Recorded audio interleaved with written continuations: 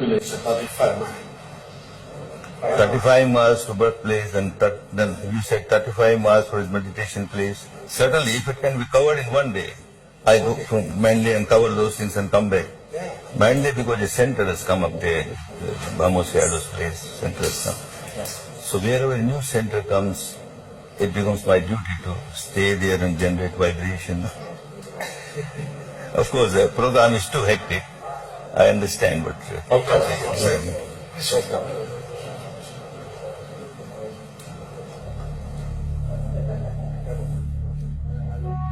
And then, 800 years ago, one name comes up before us, Arhant Dhammadassi, Shin Arhant. And being an Arhant, he could see that the northern part of the country, Dhamma gets is deteriorated. There's no pure Dhamma there. So he decided to go to that part of the country, establish Dhamma there, both Pariyatti and Patipatti. Then it is said he went further north and settled down in the Sagai Hill. Not only Shin Arhan meditated there for the whole life, but he kept on teaching this Dhamma, the Patipatti Dhamma. Therefore, Sagai is also a very sacred place of Dhamma. After that, from generation to generation, from teacher to pupil, that was the center which maintained Dhamma in its Christian purity.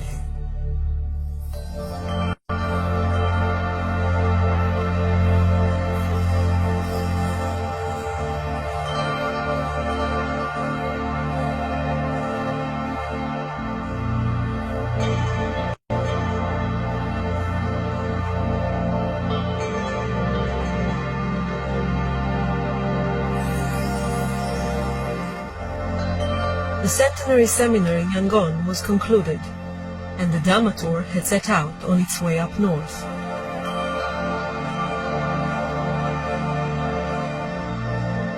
Six buses with about 300 pilgrims made the journey northward to visit Mandalay, Sagai, and the sacred sites in the area.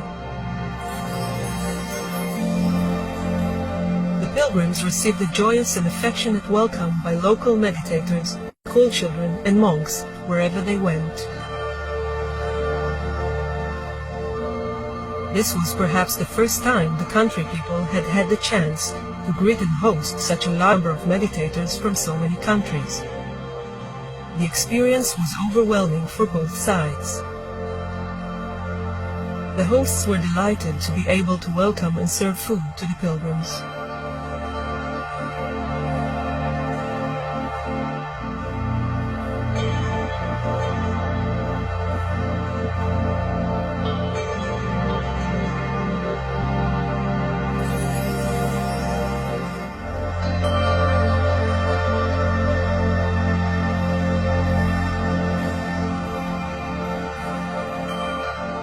The tour had reached Mandalay, the old capital of the country, where Goenkaji paid a visit to the local Vipassana center.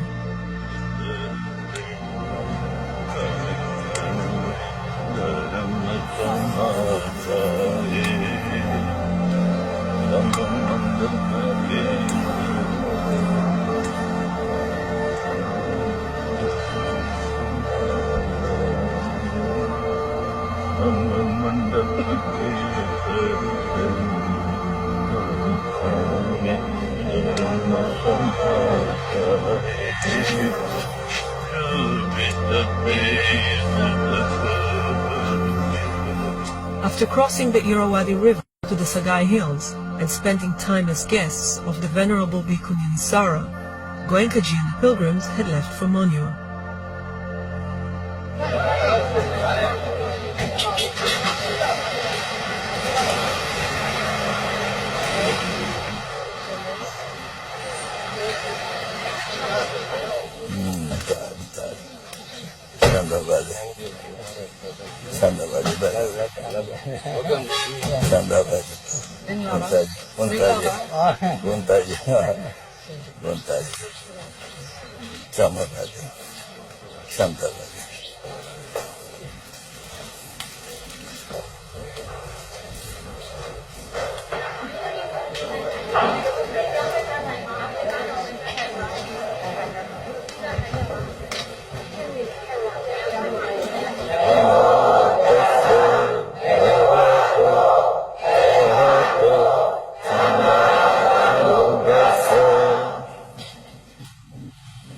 Dhamma brothers and sisters of this sacred city of Moyua, this place became all the more sacred when about 170 years ago a wonderful personality took birth here. That was my great-grand Dhamma father, Venerable Ledi Sayadaw.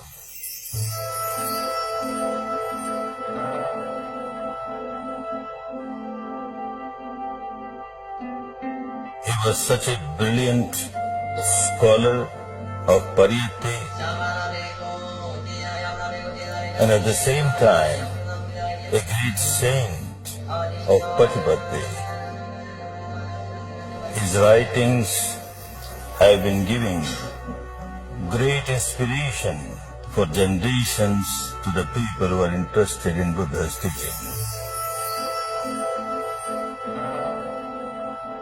Not far from Monywa, the pilgrims crossed the Chingwan River in a fleet of boats. At the other bank, on the top of a hill, was one of the tour's most important sites, the meditation cave of Venerable Ledi Sayadaw. Every evening, after fulfilling his duties of teaching Pali to the bhikkhus at Monywa, the Sayadaw would cross the river and spend the night meditating in his cave.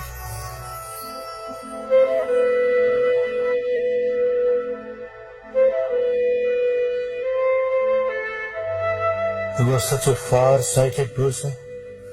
He could see that when 2,500 years are over, after the Buddha, Dhamma will spread around the world. So he made preparation for that. He could realize that in the countries where people have got respect and devotion towards Buddha, the monks are the proper people. They can teach. But in most part of the world, people have no respect for Buddha because they don't know anything about Buddha or his teaching. How will they learn the teaching of Buddha? If the monks go there, perhaps people will hesitate, fearing that he is going to convert us to Buddhism. So after many centuries, he started a tradition where a householder also can become a teacher. He opened the gateway for all the householders to come and practice Dhamma and Vipassana. So when they get real benefit out of this teaching, naturally the feeling of gratitude increases, and that is why in this centenary year, so many people were eager to come to this country of Dhamma and pay respect to the country, pay respect to the Sangha, just because they have tasted Dhamma, they got the benefit from the Dhamma. Therefore, we have a feeling of infinite gratitude towards this wonderful Dhamma teacher. The Venerable Ledi Sayadaw lived and taught for many years in his monastery near Monywa. Today, his successor, the 9th Ledi Sayadaw, is the abbot of the monastery. Goenkaji and the pilgrims came to pay respects to the Sayadaw, who gave them his blessings. The Sayadaw said, "The meeting together of all of us in this great place established by Ledi Sayadaw is like the meeting of long-separated family members."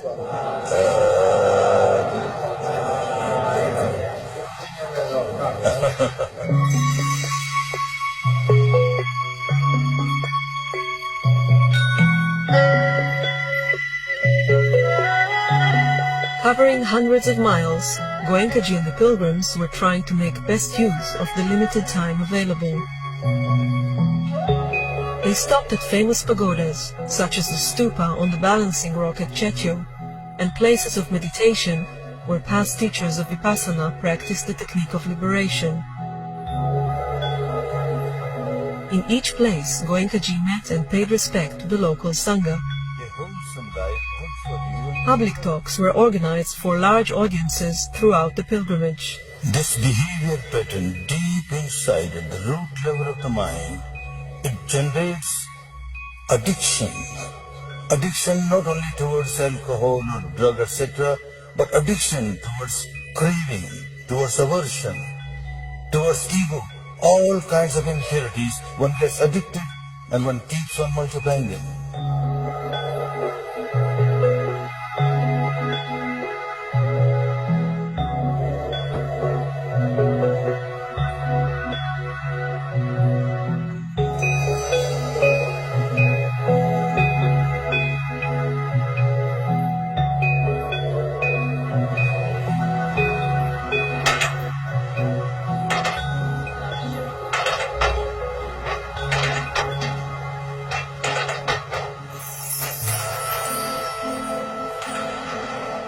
Misery is universal. Everyone is feeling miserable. The householders have more misery. Every householder cannot be expected to live the life of householder and become a monk or a nun. This is what Venerable Lady Sayadaw also saw. And the decision that is made was wonderful decision. It was a historical decision, and it was a very fruitful decision. He trained one wonderful lay teacher, Sayataji, to get developed in Dhamma and become a teacher of Vipassana. We remember him and pay our respect to him.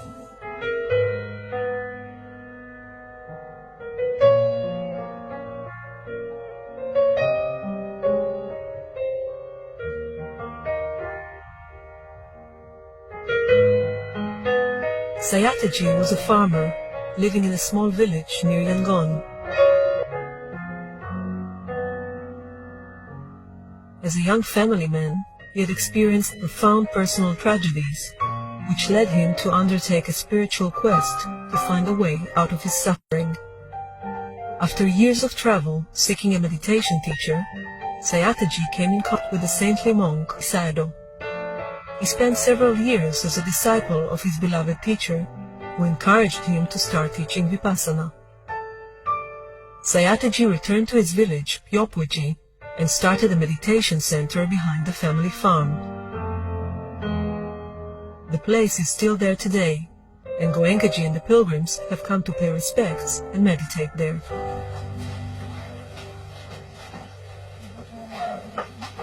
Lady Sayadaw's Dhamma vision is becoming true now. Dhamma is spreading. It would not have been possible if Sayataji was not a successful household teacher. Dhamma father Sayaji U Ba Khin personally brought me here to pay respect to this very fertile land which produces Dhamma.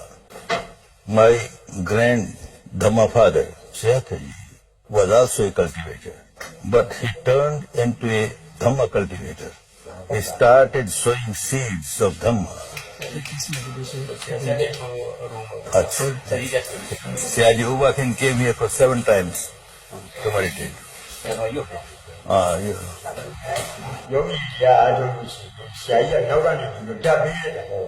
In those days, meditation was done here.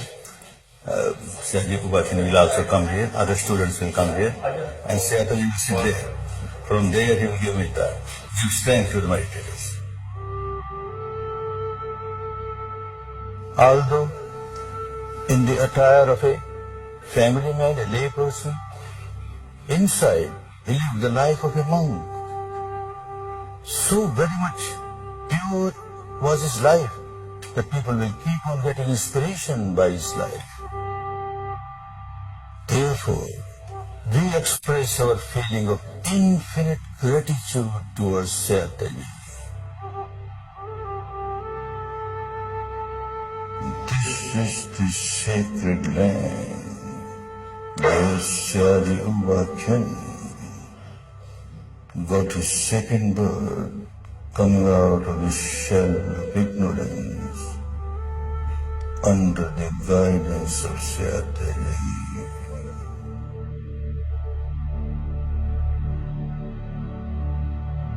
In 1937, U Ba Khin crossed the Yangon River on the way to Sayataji's village to take his first meditation course. From there onwards, there was no looking back. My Dhamma father Sayajivva Singh used to say that the time clock of Vipassana is struck. Now it must go to its country of origin, India, and from there it will spread. No one can stop that progress.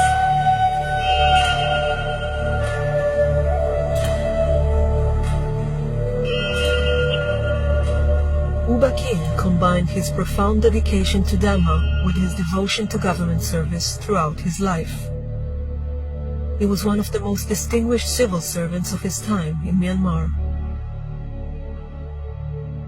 On the day the country gained independence, he became the Accountant General, and for the next 2 decades he also served in a variety of government posts, sometimes holding several of them simultaneously.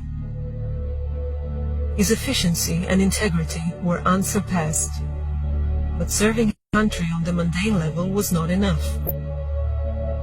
He was eager to share the jewel of Vipassana and help people find the path to liberation. In 1952, he established the International Meditation Center in Yangon, where he started teaching Vipassana meditation.